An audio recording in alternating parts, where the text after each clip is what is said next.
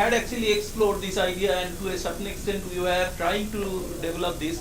Say for instance, somebody who has done a DL and he decides he will neither join industry nor join an academic institute, nor a government institute. Okay, he wants to practice. Is it possible? We have given it a thought. Is it possible to do freelance practicing as a clinical pharmacologist, clinical pharmacology practitioner? What it could be, or is it absolutely an utopia? What is the idea of practicing clinical pharmacology? No, actually, in society, first of all, who comes to the practitioner? Common people, patients. Yes. Now the question is that, first of all, it should come to that place, that extent. That's what I am trying to stimulate. First discussion. being to that extent, Absolutely. when common people will understand the meaning of clinical pharmacology. If I am going to a clinical pharmacologist, how I will be benefited out of it when I will pay him. That is the first. That's true, but after all, we are talking of medical clinical pharmacologists who have a basic MBBS degree and have a license to practice. So they can practice if they want. Now I'm talking of practicing means I'm not talking of practicing general medicine. I'm talking of practicing something which is different from the general practitioners. Okay, practicing clinical pharmacology. Is there a scope? Is there a need?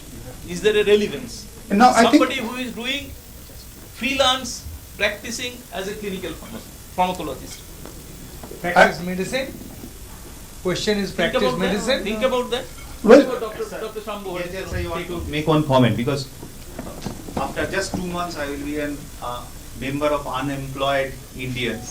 So just 2 months is left, because as Sandhya madam told, Ratindar madam told, and also Sukanta told that there is no separate clinical pharmacology department in our MES. So only 2 months is left for me to become employed, so called.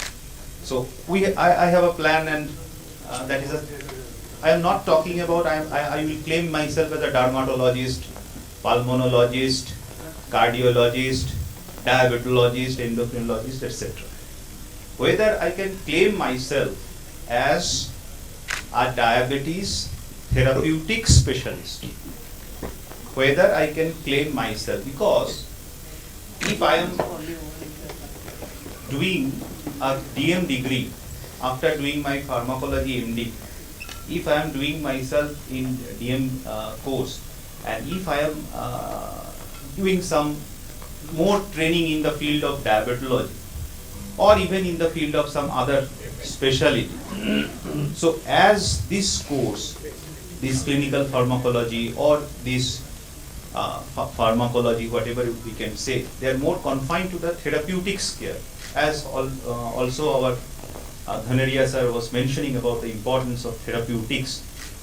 So if a patient comes to me who is consuming more drugs, because polypharmacy is very common nowadays, geriatric patients are there, came to me for therapeutics care, and this is happening.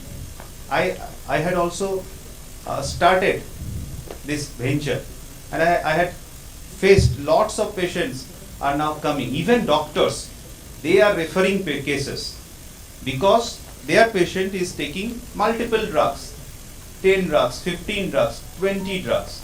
So they need some opinion, expert opinion. Even some endocrinologist had referred some cases of who is suffering from diabetes. so allow me to introduce a terminology here. The terminology is you are offering a differentiated service to your other specialty colleagues. Also the patient. And also the patient. Also the patient. And also the patient. And I'm claiming myself. Take out your diabetology certification or diploma, whatever it is. I just want to assume that you didn't have that degree. Yeah. Whether you could have practiced clinical pharmacology in terms of patient care optimization.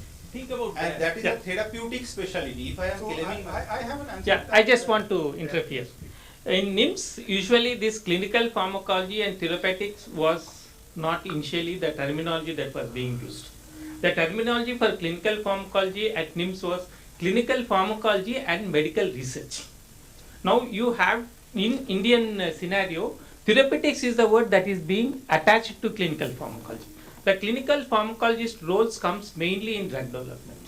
So now you have to decide. For us to survive, we can't do clinical pharmacology in drug development.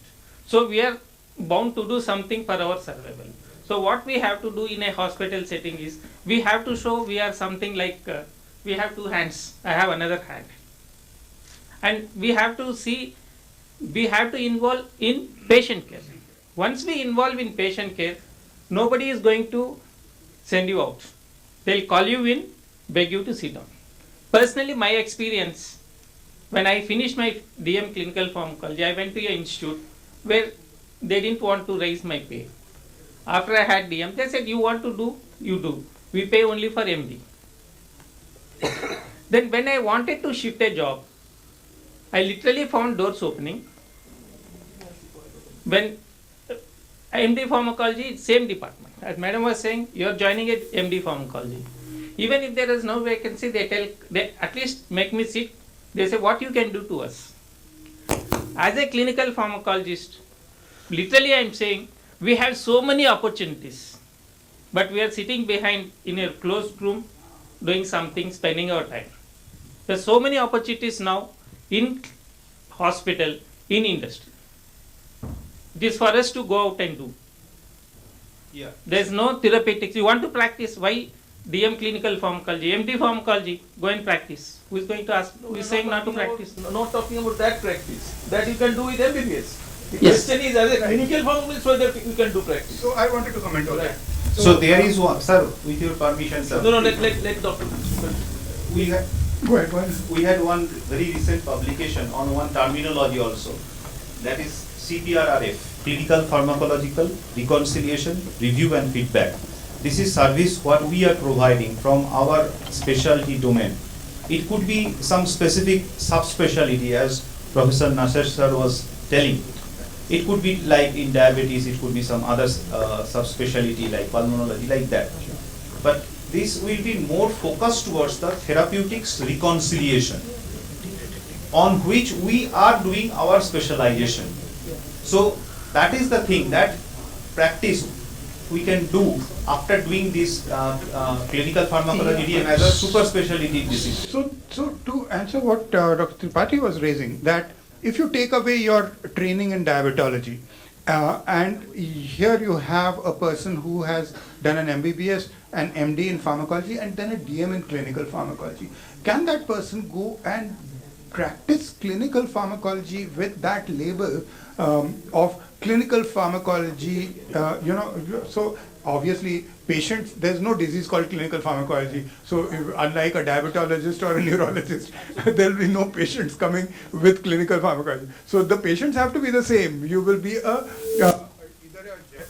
either a general practitioner or a practitioner slightly more differentiated into some particular area. But you can, I think, call yourself a therapeutic specialist if you have done research in that area, if you have got good publications in that area, if you are recognized. Presence felt.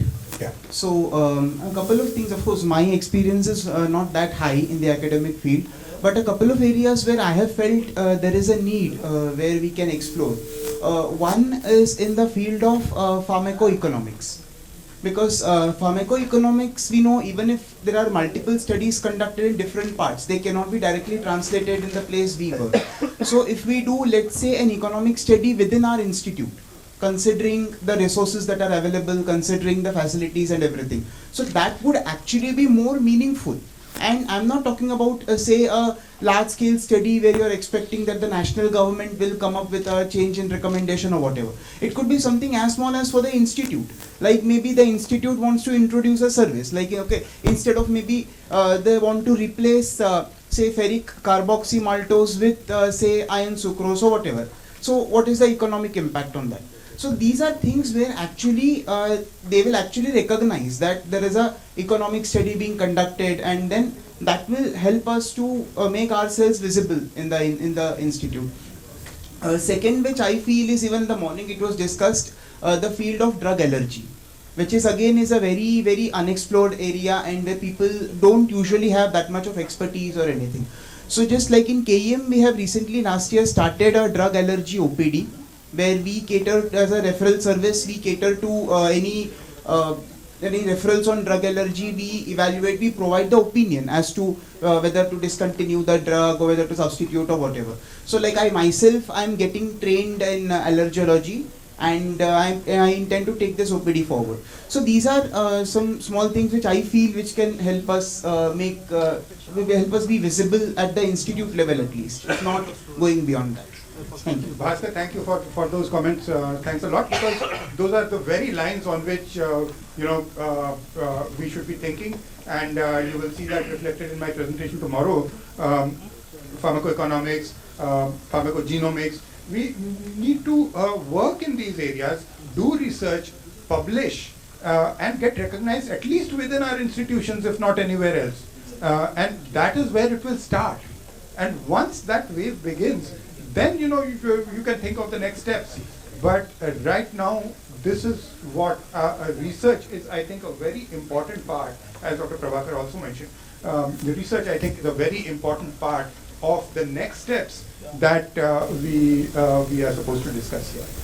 So before we close this, there are two things. Dr. Nasser, please. Just to add on this comment, basically pharmacoeconomics is definitely one area where we can give the policymakers our input. But then again, this is it exclusively a part of clinical pharmacologists, or pharmacologists also can do it?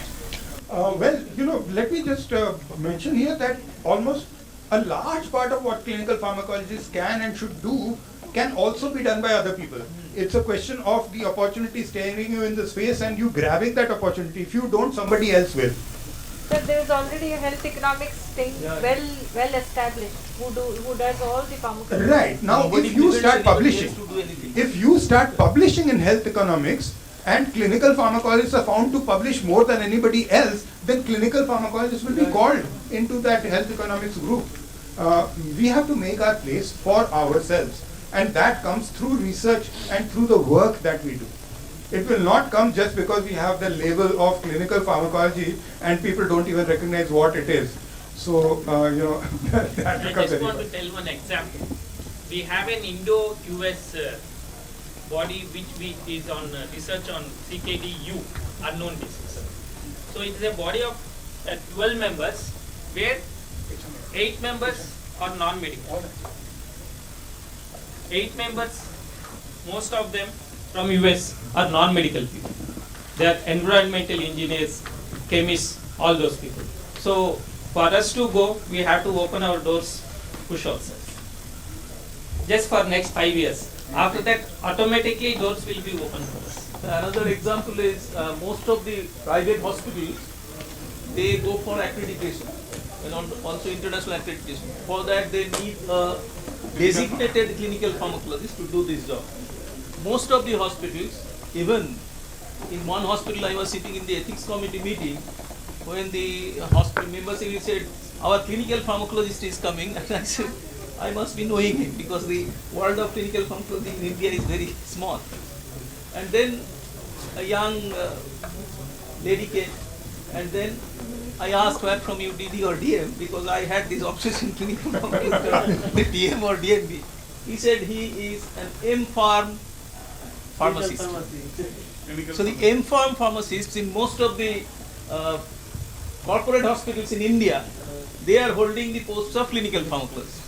So you are talking of the crisis, identity crisis, here also the identity crisis. We in industry, Fine. In industry we found pharmacists. Yes, in US, everyone, if we Google it, Yes, but you can't fault them. You can't fault them because they know more clinical pharmacologists than most of us here. When you are forget about you are academic side. In exploring, industry we have pharmacists being head of clinical pharmacology. when you are exploring possibilities, is it possible that clinical pharmacologists can act as consultants? Yes. This consultancy can be in different types, right? Any clinician may consult, any CRO, of course, they can always consult, and I believe clinical pharmacologist is the best person to give consultation to carry out any kind of drug trial. Absolutely. Whether you are sitting inside or outside. If you are inside the hospital setup, that's always there. Sure. We are When running you are a sitting little outside, freelancer. we are running a little short of time. We have 2 or 3 people who really want to make some comments and have not gotten opportunity so far. So, ma'am. Good afternoon, everybody. I am not from your fraternity. Basically, I am an associate professor of anesthesiology at Calcutta National Medical College. I was just listening And your there is a discussion. journal in India which is Journal of Anesthesiology and Clinical Pharmacology. Where we cannot be the member. That also I know. Is it? We Go can't ahead. be the member. So the thing is that I was just listening the discussion. But my idea as Nasser is my husband, so we have discussed many a time that patient care should be involved. If there is regular ward, then only, otherwise whatever that clinical cardiologist or what are the special name that Shambho suggested, no one will listen. Because after doing MD, then another 3 years they are doing cardiology and they will diagnose a patient, then they will ask a clinical pharmacologist, you suggest the medicine, it will never ever happen. So until and unless there is a patient care, no, until they are involved in the work, say your curriculum should be, I mean, this is a suggestion or this is how you people can incorporate as Nasser is there. Every time we are thinking, if we have to hone up our skill, in the industry side is completely a different chapter. But if it is the patient care service, if we have to raise ourselves as a doctor for the patient care, so we have to have clinical attachment.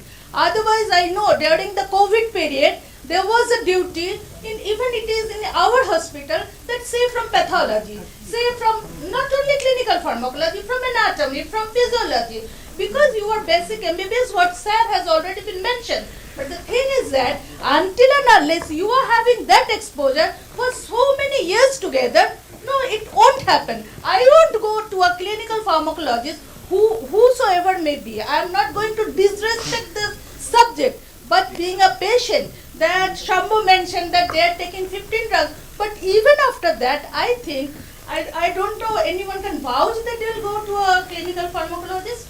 This is the point. Please don't get hurt, but this is how I Your feel. point is very well taken, ma'am. I think This is happening, this is but, happening. but we do hope that We are getting in certain situations. Clinical duty should be there, that in the course, curriculum, 3 years, that there is 2 hours what do? In the clinical cardiology or something like that. In the interest of time, I would like to request Sukanta to make a comment, and then we will go to Dr. Shirshi. Thank you very much. Thank you. Fortunately, we are having a structured curriculum in August 2022, which has been circulated by NMC. The problem is, when they have designed curriculum for pharmacology and clinical pharmacology, this is majority part is almost in media. If you go through the European Society of Clinical Pharmacology and Therapeutics, what they have designed, they have structured in 5 components. First, this is a personalized teaching in clinical pharmacology. Second, they have designed the simulation-based teaching. Third, they have designed this way. They have basically structured entire clinical pharmacology so nicely. Whenever you come out and complete their course, you will automatically indispensable part for therapeutics. Nobody say your service never. You have to take the service of clinical pharmacology. And what Professor Tripathi sir has told, the accreditation process, and in clinical pharmacology terms, the only thing is we all are clinicians. So there is no question of the MSc, MPharm, nothing. If it is clinical pharmacology, so there must be clinician. This is not my document. This has been mentioned in the European Society of Clinical Pharmacology. They all are clinicians. Now you develop your expertise and explore. There is a little difference between the European school and the American school. Yeah. American school, they also. And the welcome next part is pharmacists. very recently Medical Education and Rating Board, they have had a memorandum with Quality Council of India. So they are going to inspect all medical colleges for accreditation process. So I'm definitely sure we individually are established in our, but after completion of DM clinical pharmacology, there is no doubt of job. Once, if Shambhu wants job, and in the day one he will get job. True. So there is no doubt of job for clinical pharmacology. Can I request Dr. Shirshi Dasgupta to give us the message that Sougata Sarkar actually has asked her to present. Sougata was supposed to be one of our panelists.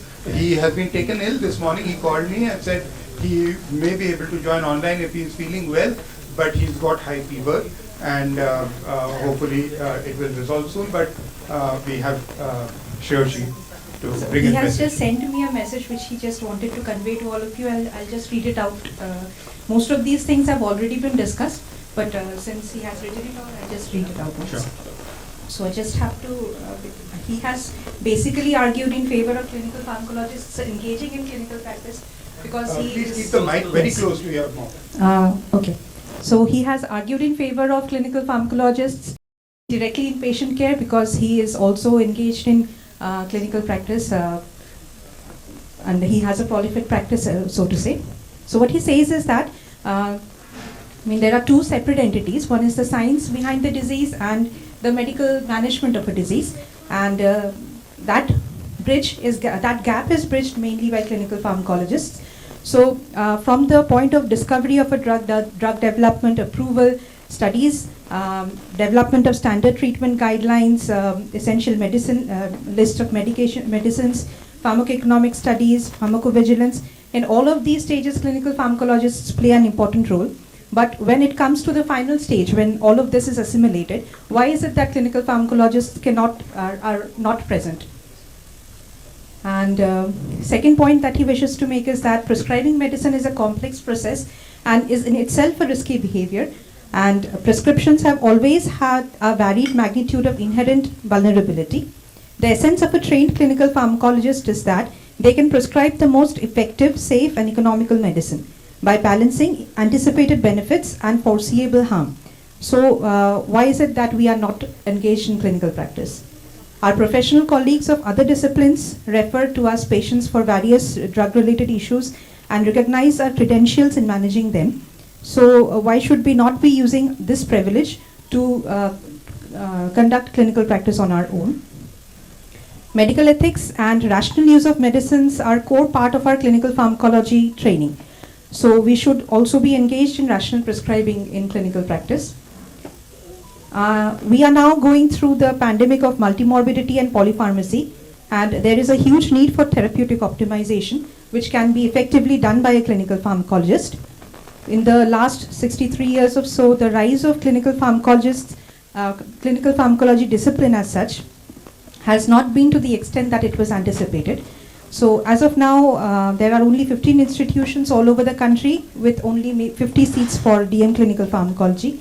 But other super specialities have, very large number of seats, like DM cardiology has 600, DM neurology has 400, etc. But in medical science, the role of clinical pharmacology is equal, if not more than the other disciplines. So it may be because our numbers are still small that we are not visible to the community and to the policymakers. And I believe that this is because we are not engaged in direct patient care. So he emphasizes three means by which clinical pharmacologists can make themselves more visible to the patients. First is as a primary physician, where the patients may come directly to the clinical pharmacologist. Second is as a secondary physician, where a patient with drug-related issues may be referred by colleagues from other disciplines to us at transitions of care in a hospital setup, where we may use the wisdom of clinical pharmacological reconciliation, review, and feedback, as Dr. Shambhu was saying earlier, for therapeutic optimization. And third, he says that as a member of a team, of a multidisciplinary team, which can work in liaison with other disciplines in ADA detection and treatment, overdose or toxicity management, therapeutic optimization in organ dysfunction patients at critical care, drug hypersensitivity and desensitization. We must increase our visibility through direct patient care along with other roles and responsibilities that we are doing. So as for the future prospects of our discipline, he says that there should be increase in the number of seats in the different colleges, and more colleges should introduce this discipline.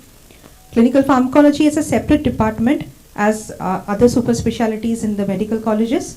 A functioning clinical review or medical reconciliation clinic in most of the colleges, and clinical posting, say for example of 3 months for super specialty departments, say for endocrinology, neurology, nephrology or cardiology in the first year of our training, and whereby in the second year then the trainee can select any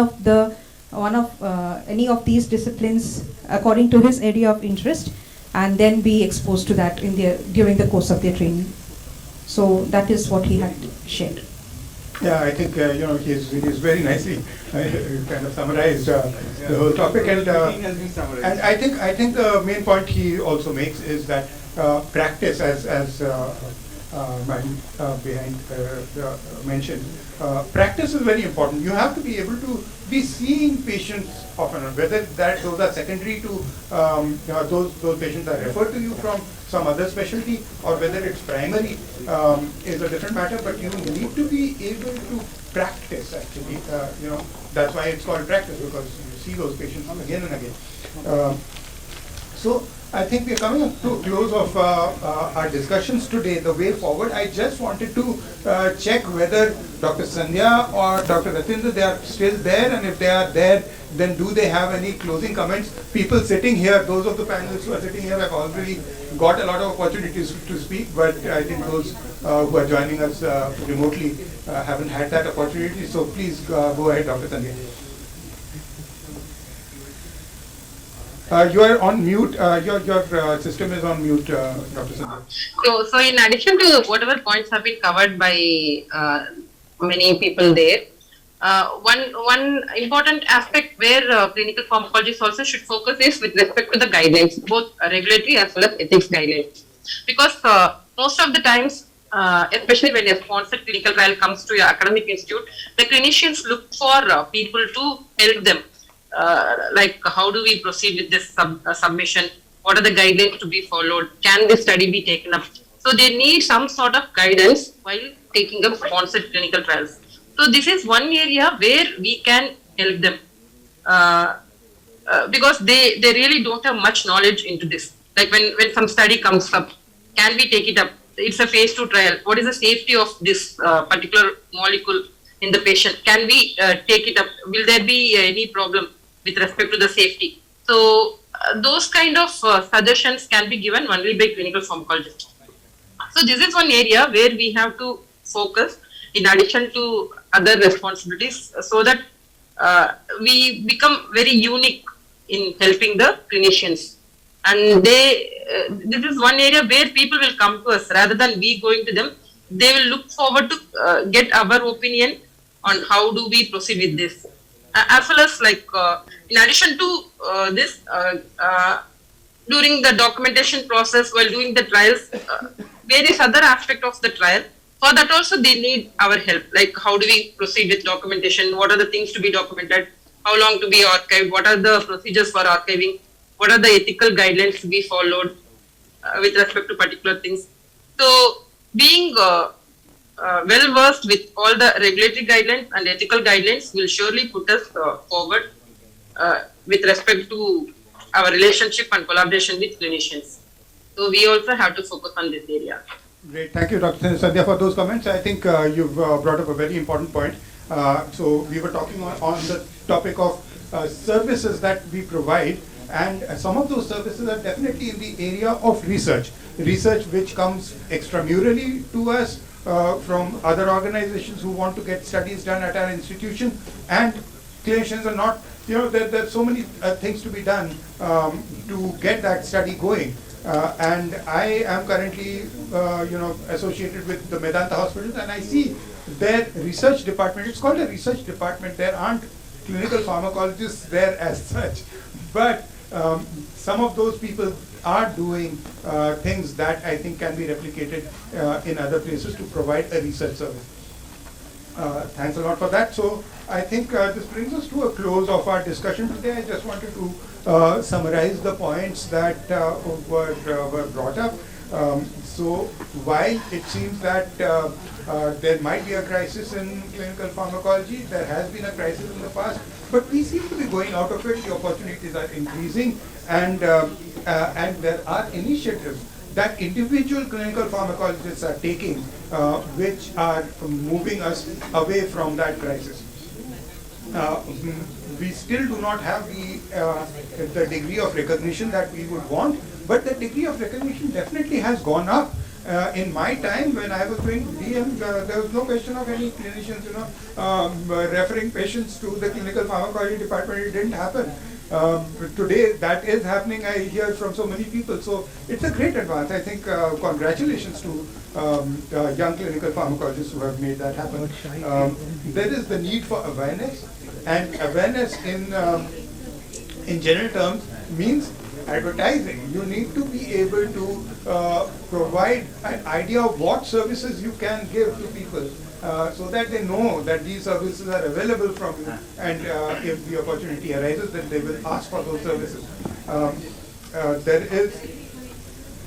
We need to widen the differentiation between a pharmacologist and a clinical pharmacologist, and that difference, I think, will increase as we go into provide more of these services and do a lot of research, a lot of clinical pharmacology research, which is not happening to the extent that we. So we have over 120 clinical pharmacologists in the country. What is the clinical pharmacology research that is happening? It's minuscule, really. Once in a while in PICR, I do see a few articles that come on topics which are not so greatly clinical pharmacology. I think clinical pharmacologists need to think of what are the areas within clinical pharmacology that require to be investigated, researched, and in today's age, digital age, almost all information is available if you search for it. With a chat GPT or something like that, you would get a lot of the answers that you are looking for to begin that kind of research. So I don't think we have any kind of excuses to not do research in our area. We have already talked about provide services to patients and other specialties. Concentrate on the therapeutic aspects of things, because that is the area where I think we are specially skilled and trained in, and a thought towards sub-specialization. So when you pick up a specialty for deep study, that would be a good thing to do, because the areas of therapeutics are very vast today. And finally, regulation. Very few people understand drug regulation and research regulation within the setup that we operate in, and we can provide that as a fountain of knowledge for regulation. So with that, I would like to thank my panelists greatly for participating in all of this discussion. Dr. Ratindar Jhaj has said that her connection is not stable, so I did not therefore ask her to speak. Big thank you for such a lively discussion to the audience here, and hopefully we will build on these topics over the next 2 days and have a very good conference. Thank you all very much. Thank you, sir. Thank you very much. Now may I request Professor Santanu Tripathi sir to felicitate Dr. Shoibal Mukherjee sir.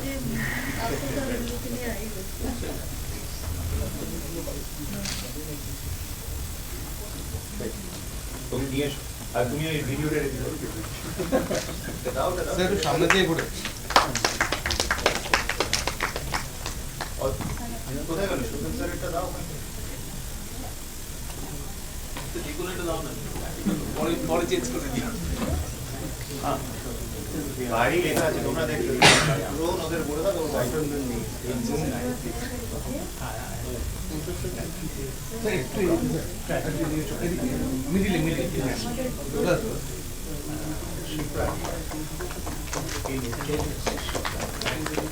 May I request sir? May I request to felicitate sir to felicitate Dr. Prabhakar Reddy sir. Dr. Reddy, Prabhakar Reddy. Very long. Ready,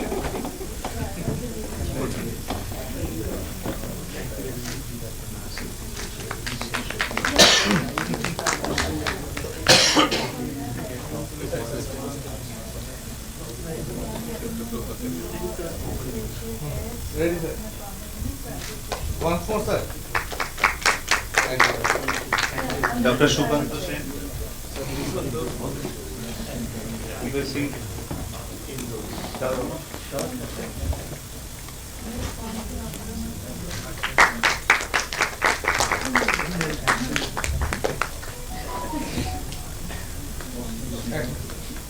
Once more. Thank you. Also requesting Smita Pattanayak, madam.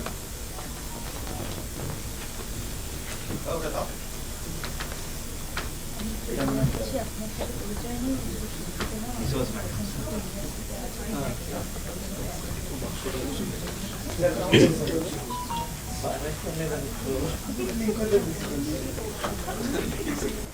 We felicitate Dhaneria sir tomorrow.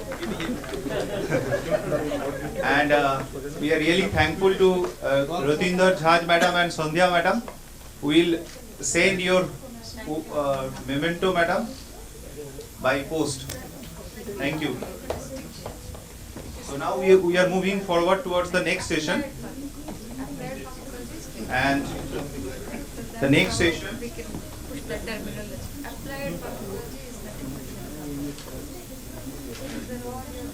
that is a symposium on early phase clinical drug development. We have 2 lectures now.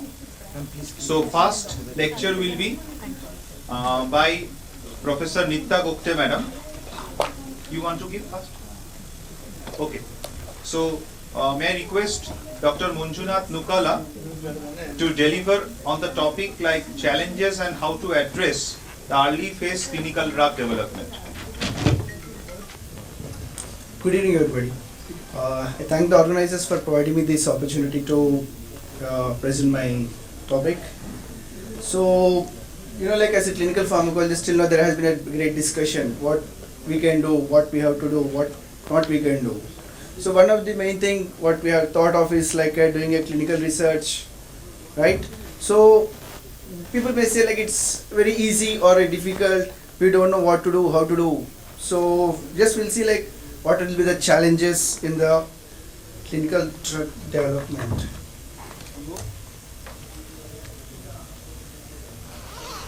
So first thing like whether the education, Very sorry for the. We want to just apologize because for this session we have Professor S.M. Nasser sir to chair the session. May I invite sir to please come in the dais, and also we have Professor Dhaneria sir, SP Dhaneria sir to chair the session. Please come. So for this symposium on early phase clinical drug development, our first speaker is Dr. Manjunath Nookala. He is from Department of Clinical Pharmacology, Tata Memorial Center, Mumbai. And he will talk about challenges and how to address the early phase clinical drug development. Right. So this is very important topic. What actually we are discussing about where we can have our footprint, and Shoibal Mukherjee sir was talking about it regarding our role in the research, especially early phase clinical trials. I think we can have very good role, and let us see what Dr. Manjunath is going to deliver. Yes, thanks for the introduction. So the first topic is given to me is the challenges. So whether the education is a challenge or is it a response for a challenge? So we'll just think about it and evaluate at the end of my presentation. So whoever is involved in the clinical research, whether it's an investigator or a sponsor or the regulators, so their main role will be like to understand and meet the public concern. What is the public concern as of now, or the patient concern, and then accordingly they have to work it out. So like what are the requirements that we do require for doing a clinical research, mainly the personnel, the sites, and the patients, right? And the regulators and the funding agencies, right? So, and we require like special or the standard operating procedures to undertake these studies, right? So, but what we feel till now is the word of challenge or a grand challenge as of now. Why we say it so? Because like there are issues with reference to the funding agencies or the funds availability or the targets which are available are which are not much validated, and the stringency of the regulations and the larger duration or the bigger clinical trials. All this will lead to the increased risk for the developments. So how can we overcome those things? Either by the novel approaches, maybe like the genomics, proteomics, okay, or the gene protein expression identification, and like the biomarkers. All this will help in provide the valuable insight for the drug development, right? So like what we require, as I said, the team members. So who will be the team members? So the people or who will be assisting in the drug development. But it's a moving world, and the people want to get a good positions regularly. So hiring them and retaining them in the clinical research or the team is a major challenge. So the team members should be like very much skilled and should be able to do the multitasking, not the single one. They should be able to do multiple activities, and they should be like trained in the good clinical research practices as well as trained in the protocols. And these are the daily activities which they have to undertake them, right? So keeping a person with us in the team is a major challenge, right? So what will be the team requirements? Like from the morning we are hearing like a clinical pharmacologist. So a clinical medicine, he should have an expert as well as some of other information also. So which are like what we call them as common sense as well as the knowledge or the intelligence about the topics. And they should be like very much sincere and loyal, because like this being the research, if you make a mistake early, just prove it that, you have to show it the mistakes early itself. Otherwise, if it fails later, it adds lot of funding loss to the sponsors. And they should be expertise in the preclinical research also. And they should be having some information about the goods, like the good clinical practices or the laboratory practices, the manufacturing and the regulatory issues also. So the team has to be like involved in all these activities, and they should be well versed about the protocol or the study which they are undertaking. And they should anticipate the regulatory expectations, and they should have a reserve team support, which means like it's not a single person doing the research, it's a team. So if the one person is not available in a position, the other person should be able to complete the research. Of course, finally the funds also. So it's not so simple thing like we keep a table like this. We require an expert group of people to undertake these things. So next thing is like the major challenges, the practice which a clinician does and the clinical research are not similar. Okay, so there is a difference between the research and the practice, and the patients will be very much reluctant to take up a molecule which is not yet completely studied. So why is there a difference here? So there is actually like a difference in the prioritization of the clinical research questions, because the person who funds the study and the requirements of the clinical research are totally different. Okay, so the stakeholder, that is the person who is funding or the institute which is funding, which leads a divergence between the priorities of the society and industry, and fears of failures. So if in a field there are more number of failures, obviously the research in that area are being less taken up. Okay, so and another thing is like if most of the industry sponsored trials will be trying to get an approval rather than going for the research, basic research. And for example, like we have seen like in diabetes itself, major research is going into the type 2 diabetes when compared to the type 1 diabetes. So there is a difference here also. Next, other major hurdles in the early phase trials are the healthy volunteers. Okay, so we know like why do we require the healthy volunteers? So they'll set as a baseline for to compare with the investigation, okay, as well as they act as a control against which the other patient groups will be compared. And once this baseline is established, the appropriate dosing, safety and tolerability can be implemented and measured. So we have to involve all the ages, races, ethnicities in the research. So which is another a major hurdle. So, but healthy volunteers getting into the study, early phase study is another major challenge. That is so because, like to diagnose them or to name them as a healthy, it's a very costly procedure.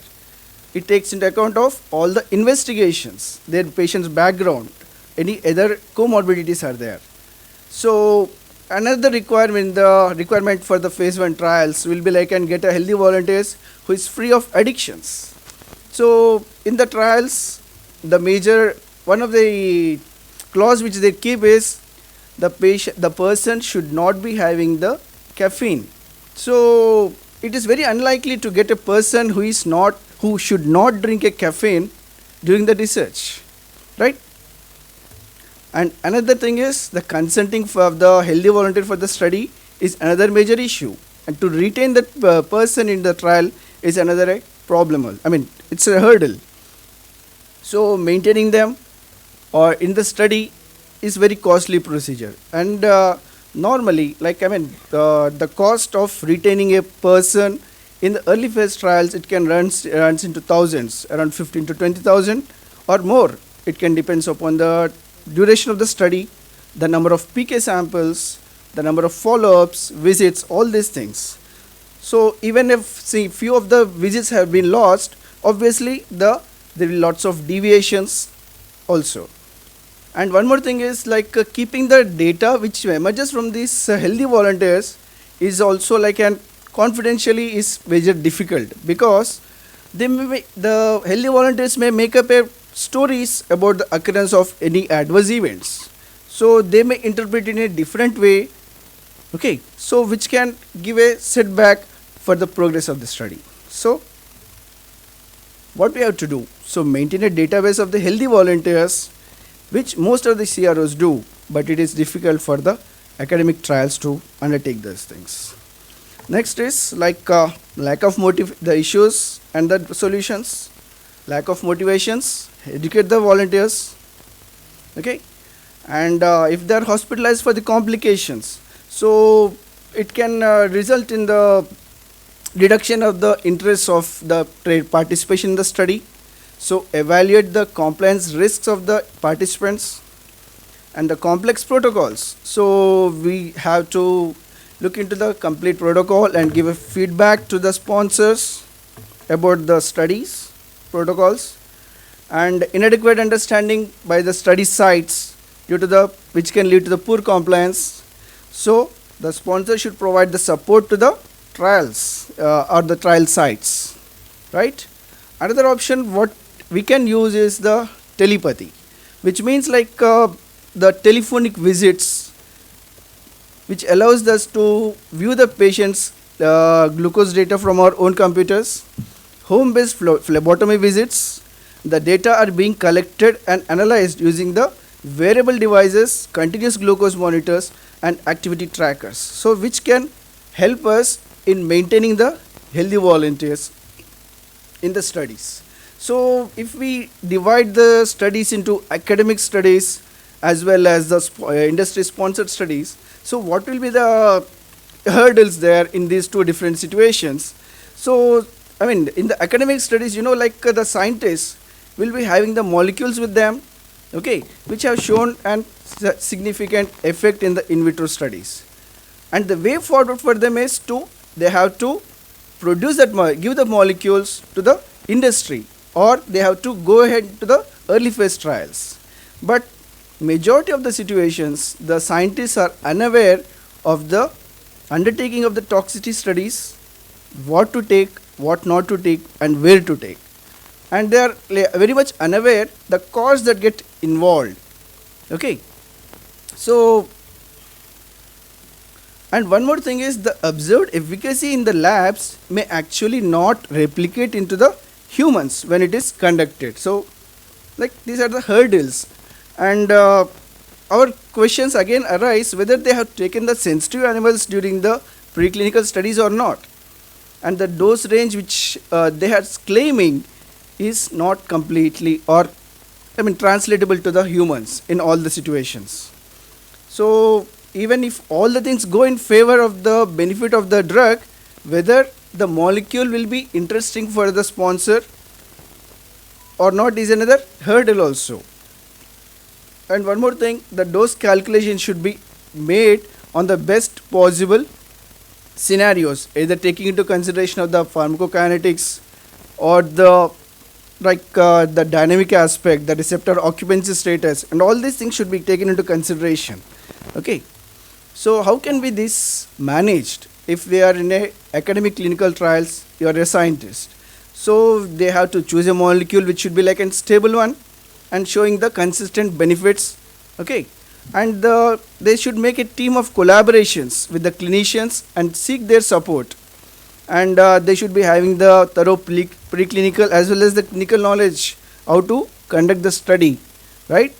And they should have a legal expert to take care of the legal aspects of the studies, right? If that is a scientist does not have an experience, they should go for appointing a CRO or contacting with the CROs, right? So they will play a major role in the document submissions, making the dossiers and all the things for the trials, submission to the regulators, right? If we are taking into consideration of a pharma sponsored trials, so what will be the hurdles? So the majority of the hurdles which we have seen previously will also be like present with the pharma sponsor also, but these are like somewhat different. So like the preclinical research, scientists should be available with them, and they should have a team with the legal expert, okay, and they should have trained biostatisticians, right? And they should have a team which will be retaining with them for the continuously. They should have a set of SOPs, right?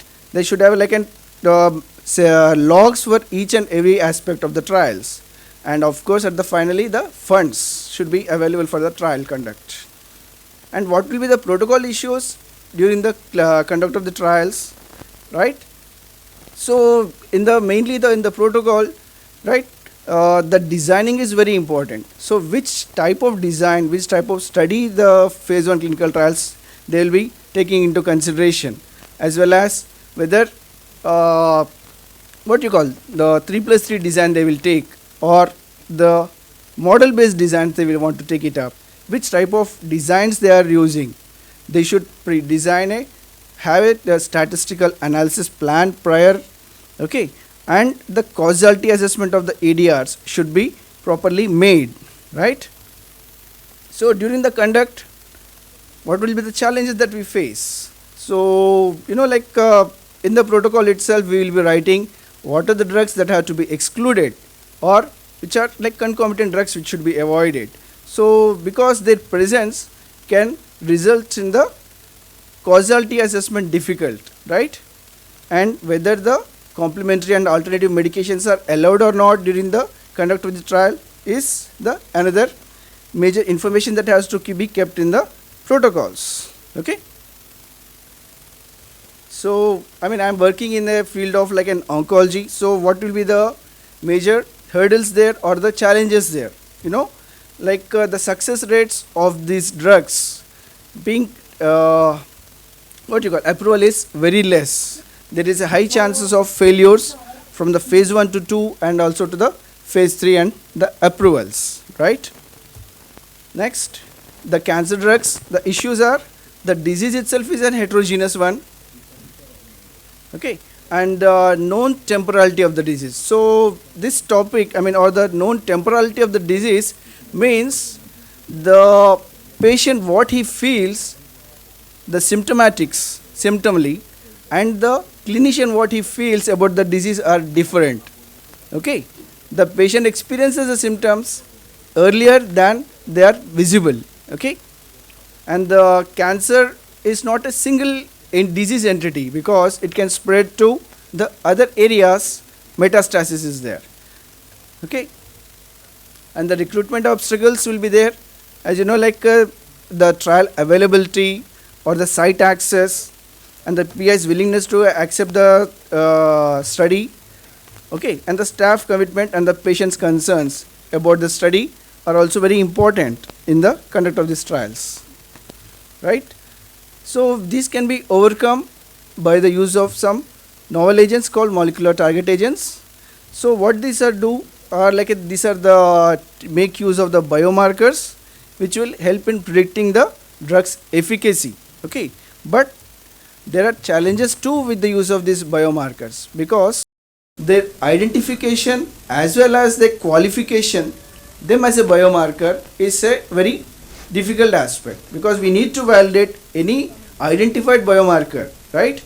And we should know like whether this identified biomarker is really important for the patient or not, right? And one more thing, if there is a molecular heterogeneity of the biomarker, the drug which has been targeted for this may not be working there.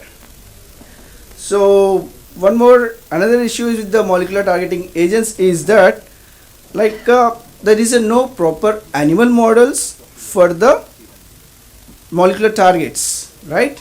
And the patients may not be like willing to getting enrolled into the study of these molecular targeting agents because the effect will be produced at a later stage. It's not similar to the cytotoxic agents of the anti-cancer drugs wherein the effect will be produced immediately, but for the molecular target agents it will be produced at a later stage. And the MTD is not reached for these molecules and the activity may be seen at a lower dosages when compared to that of the MTD. Okay, the toxicity profile does not correlate with the dose that is administered and also like the correlation between the toxicity and the activity are less linear than the conventional cytotoxic agents for the cancers. So then what we have to do, we have to employ some surrogate endpoints which help in the completion of the study, like which results in the early drug approvals, okay? So to summarize, for the drug development for the anti-cancer drugs, so we should have to choose a good or the perfect right animal model and which there should be like an enhanced predictive validity which can be made by the use of the computational modeling or the in vitro human tissue models as well as the humanized models and the organ and chip technologies. And there should be like good ethical considerations. So if we use like an in silico models, so obviously like there will be less ethical issues when compared to using of the animal studies. And the managing of the data complexity which will be can be done by using the data analytics as well as the machine learning and the artificial intelligence, right? So finally the regulatory issues also has to be taken into consideration for the regulatory approval, okay? And early we have to discuss early with the regulators for easy drug approvals. Thank you. So for all these things we need to require the education. So here the education is not a challenge but it is a response for a challenge. Thank you. So thank you, Dr. Manjunath. It was an excellent lecture and full of informations. I think there might be some questions from the audience. If any questions, please.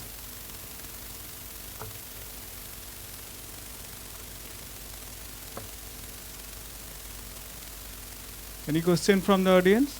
Yes.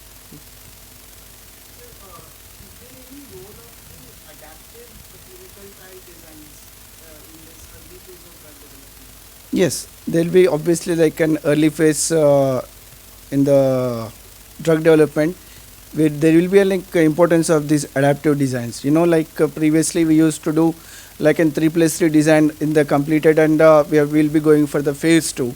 So with the novel molecular targeting agents, so once the 3+3 design has been completed, okay, so the dose which has been providing a good efficacy, that has been taken to be forward in extension phase, what we call it as an expansion phase, wherein like the dose which have shown to be like a benefit in the 3+3 initial phase 1 trial design, they will be taken up in a increasing number of patients, which has led to early approvals. So adaptations can be happening in the various aspects.